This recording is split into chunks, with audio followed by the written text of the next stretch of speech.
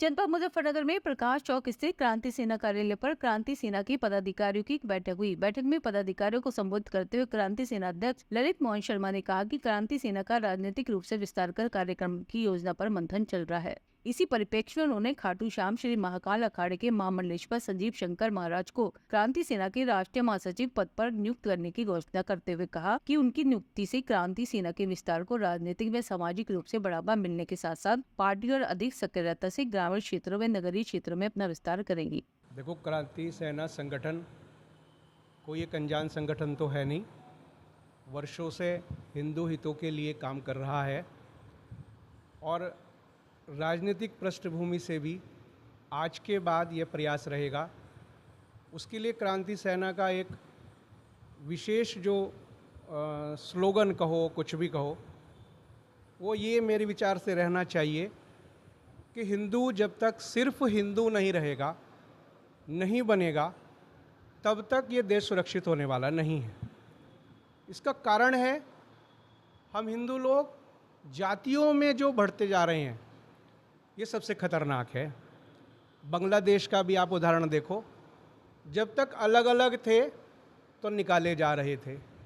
केवल एक प्रदर्शन हुआ, समस्त हिंदुओं ने मिलकर लाखों हिंदू सड़कों पर उतरे तो स्थिति कंट्रोल हुई। यह मैसेज, यह संदेश हमारे भारत में भी जाना चाहिए।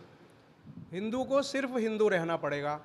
अगर जातियों में बटेगा तो मैं वो शब्द दोबारा नहीं दोहराना चाहता, मुख्यमंत्री ने दोहराया है। मुख्यमंत्री जैसे पद पर रहकर उन्हें ये चिंता है कि बटोगे तो कटोगे भी। ये शब्द असंवैधानिक हैं, लेकिन इसकी आवश्यकता कितनी है, इससे बात का आप अंदाज़ा लगा सकते हैं कि हम किस देश में, किस प्रांत में और किन परिस्थितियों में रह रही हैं। ऐसे में क्रांति सेना का झंडा एक तरह से प्रबल हो, लोगों की सुरक्षा हो, ये उद्देश्य लेकर आज वो मुख्यमंत्री हैं, देश चला रहे हैं। हमने बांग्लादेश की प्रधानमंत्री को अपने यहाँ शरण दी है। कोई मुस्लिम संगठन क्यों नहीं शरण दे पाया? हमने दी है। हमें वो वस्तु स्थितियाँ पता हैं और इससे अनबिग आँख मीच कर बैठे रहो कि हमारे हिंदुस्तान में ऐसा कभी नहीं होगा, ऐसा नहीं है। पंडित संजीव शंकर जी हैं, महामंडलेश्वर भी हैं। वो आज वो पार्टी में विधिवत रूप से शामिल हुए हैं।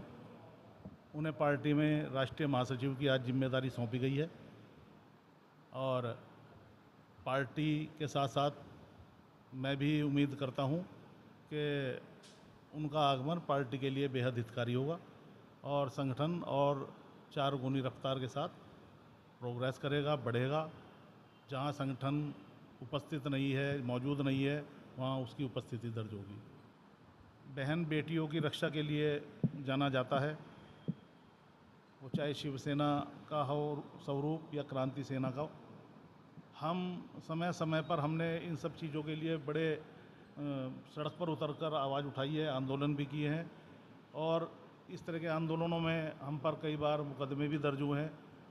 लेकिन आज जिस प्रकार राम राज्य की सरकारें हैं, देश में भी प्रदेश में भी, वो एक अलग बात है कि कोलकाता में घटी है ये घटना, लेकिन घटनाएं पूरे देश में घट रही हैं, चाहे वो रेप की हों, चाहे वो हिंदू विरोधी घटनाएं हों। पूरे देश में घटनाएं हो रही हैं। अब आवाज़ उठाने वाले संगठन नहीं है, कुछ मीडिया का एक जो वर्ग है वो उठा देता है, लेकिन अधिकांश मीडिया भी इन सब चीज़ों को प्रमुखता से नहीं उठाता।